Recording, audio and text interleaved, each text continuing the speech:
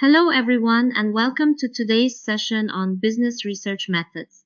Today, we will be diving deep into Chapter 4, which is a critical foundation for any academic or professional inquiry. Our focus is on understanding research philosophy and approaches to theory development. As MBA students, you are not just learning how to collect data, but how to think like researchers. Let us begin our journey into the philosophical heart of business research. Before we dive into the details, let's establish what we hope to achieve by the end of this chapter. Our primary learning outcomes are quite specific. First, you should be able to understand the philosophical assumptions that underpin all business and management research. This isn't just theory, it's the why behind your how. Second, we will learn to distinguish between three core pillars: ontology, epistemology, and axiology. Third, we will identify and compare the 5 major research philosophies used in the field today. Finally, you will be able to explain and apply the 3 main approaches to theory development: deductive, inductive, and abductive. These are the tools you will use to build your own MBA research projects effectively. To visualize the research process, we use the famous research onion. Imagine your research design as an onion with many layers. The outer layers represent the broad philosophical assumptions you make, while the inner layers represent the specific techniques you use. You must peel through these layers logically. We start with the philosophy, then choose an approach to theory development, followed by methodological choices, strategies, time horizons, and finally the core, data collection and analysis techniques. For example, if you choose a positivist philosophy in the outer layer, you will likely move toward a deductive approach and use surveys in the inner layer to test your hypotheses quantitatively. Every decision you make at the center must be consistent with the choices you made at the outer layers. Now, let's look at the philosophical underpinnings. Research philosophy is essentially a system of beliefs about how knowledge is developed. It shapes how you, as a researcher, interpret data and findings. It reflects your personal values and the norms of your discipline. There are 3 core assumptions we must master. First is ontology, the nature of reality. Ask yourself, is organizational culture a measurable variable or a shared construct? Second is epistemology. What constitutes acceptable knowledge? Should we rely on quantitative surveys or qualitative interviews? Third is axiology, the role of values. In a study on leadership, for instance, you must acknowledge how your own biases might influence your interpretation. A coherent research project ensures that these 3 assumptions fit together perfectly to support your overall goals. 2 vital concepts in this process are reflexivity and coherence. Reflexivity is the practice of recognizing how your own beliefs, background, and values might influence your research process. It is about being self-aware and transparent. Coherence, on the other hand, is about logical alignment. Your philosophical stance must match your research question and your chosen methods. For instance, if a researcher initially starts with a positivist stance but finds that the data is too complex for simple numbers, they might adopt a more pragmatic approach. This shift ensures that the mixed methods they use actually yield the richer insights they are seeking. Without coherence, your research lacks a solid foundation and can easily be challenged by other scholars in the field. Research philosophies often exist on a continuum between 2 extremes, objectivism and subjectivism. Let's look at how they differ across our 3 dimensions. Under objectivism, we assume that social reality is external and independent of us, similar to the natural sciences. Its ontology is realism, which faces facts as they are.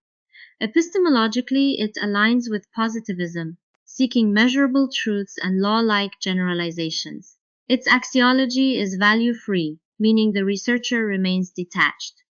In contrast, subjectivism asserts that social reality is constructed through the perceptions and actions of people. Its ontology is nominalism or social constructionism, where reality is created through shared meanings. Epistemologically, it uses interpretivism to understand subjective experiences, and its axiology is value-laden, where the researcher's beliefs are part of the interpretation. Continuing our comparison, the role of the researcher changes significantly between these two extremes. In objectivism, you are a detached observer, investigating phenomena as external facts to find universal laws. A business example would be measuring employee productivity across branches using KPIs to find a universal law of efficiency. In subjectivism, however, you are an engaged participant. You co-construct understanding with your participants within their specific context. For instance, if you are exploring customer satisfaction through interviews, you recognize that good service is defined differently by every individual based on their unique culture. Therefore, objectivism leads to quantitative methods like surveys and experiments, while subjectivism leads to qualitative methods like focus groups and case studies. To help you summarize these complex ideas, Table 4.1 in your textbook provides a wonderful overview of these ontological, epistemological, and axiological assumptions. It presents them as continua. For ontology, it asks, what is the nature of reality, moving from real to nominal? For epistemology, it asks, how can we know what we know, moving from facts to opinions or narratives? For axiology, it looks at the role of values, moving from value-free to value-bound. As an activity for your own projects, I want you to reflect on where you personally stand on each of these continua. This reflection is a necessary step before you can even begin to select the appropriate research methods for your MBA project or any professional business report. Moving on, we discuss research paradigms. A paradigm, as defined by Thomas Kuhn, is a set of common beliefs shared by scientists about how problems should be understood and addressed. When we analyze organizations, we look at two opposing views on society. The regulation perspective is concerned with the status quo, order, and consensus. It seeks to explain how organizations stay stable. On the other hand, the radical change perspective focuses on overturning the existing state of affairs. It looks for conflict, domination, and structural contradictions to advocate for fundamental change. Understanding which perspective you lean toward will define which of the four paradigms you will operate within during your research journey. These two dimensions give us four distinct paradigms for organizational analysis. The functionalist paradigm combines objectivism with regulation, focusing on rational explanations for order and efficiency. The interpretive paradigm combines subjectivism with regulation, seeking to understand the social world through human interaction. Then we have the radical side. Radical structuralism combines objectivism with radical change, looking at power relationships and structural domination to achieve change, such as investigating gender inequality in management. Finally, radical humanism combines subjectivism with radical change, focusing on how dominant ideologies manipulate employees and advocating for liberation. Note the concept of incommensurability. These paradigms have incompatible assumptions and generally cannot be combined into a single study without careful justification. Now let's talk about the logic of reasoning in theory development. There are three main approaches. Deduction starts with existing theory, develops a hypothesis, and tests it empirically to confirm or reject it. For example, testing Maslow's hierarchy using a survey. Induction works the opposite way. It starts with data collection and analysis to identify patterns and eventually build a new theory, like developing a new model for AI-driven decision-making based on observed data. Finally, abduction is a more modern iterative approach. You move back and forth between theory and data to build an explanation. This is often used to investigate unexpected phenomena, like a sudden spike in employee turnover, where you use both existing HR data and personal narratives to find the real cause. To wrap up our discussion on philosophies, Let's look at the 5 major ones you will encounter. Positivism is about objective reality and quantitative testing.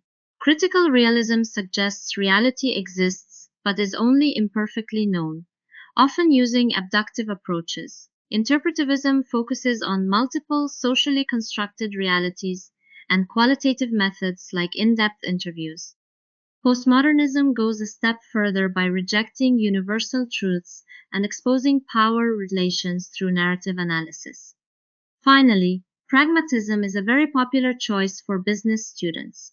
It suggests that the truth is whatever is most useful for solving a practical organizational problem.